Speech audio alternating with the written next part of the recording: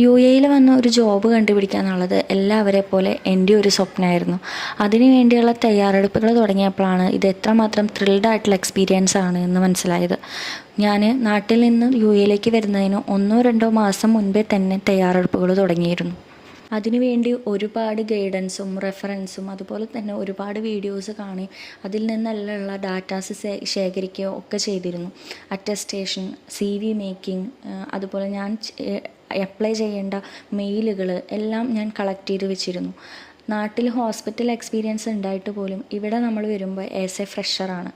ഈ ഫ്രഷർ എന്ന നിലയിൽ നമ്മളെടുക്കുന്ന അല്ലെങ്കിൽ ഏത് പൊസിഷനിലൊക്കെയാണ് നമുക്ക് അപ്ലൈ ചെയ്യേണ്ടത് എന്നുള്ള ഒരു കൺഫ്യൂഷൻ എനിക്ക് ഇവിടെ വന്നതിന് ശേഷമാണ് ഏറ്റവും കൂടുതൽ ഞാൻ ഫേസ് ചെയ്യേണ്ടി വന്നത്.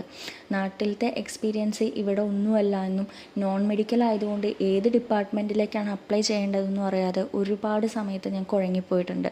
റിസപ്ഷൻ തന്നെ ഫോക്കസ് ചെയ്യുന്ന സമയം ഉണ്ടായിട്ടുണ്ട്. എനിക്ക് ചുറ്റുമുള്ളവർ ഏതെങ്കിലും ഒരു ജോലിയിൽ കയറി പറ്റാൻ നോക്കുക, എക്സ്പീരിയൻസ് ആയതിനു ശേഷം സ്വന്തം പ്രൊഫഷൻ തിരഞ്ഞെടുക്കാമെന്ന് പറഞ്ഞവരും ഒരുപാടുണ്ടായിട്ടുണ്ട്. എങ്കിലും എനിക്ക് എൻ്റെ കഴിവിലുള്ളൊരു വിശ്വാസവും അതുപോലെ തന്നെ ദൈവം നമുക്കായിട്ടൊന്ന് കരുതി വെച്ചിട്ടുണ്ടെങ്കിൽ അത് കിട്ടും, നമ്മുടെ ഹാർഡ് വർക്കിന് ഒരു റിസൾട്ട് കിട്ടുമെന്നുള്ളൊരു വിശ്വാസം ഉള്ളതുകൊണ്ട് തന്നെ ഞാൻ മുന്നോട്ട് പോകാനായിട്ട് തീരുമാനിക്കുകയായിരുന്നു. യു.എയിൽ വിസിറ്റ് വിസയിൽ വന്നിട്ട് ജോലി നോക്കുന്ന ഒരുപാട് പേരുണ്ട്.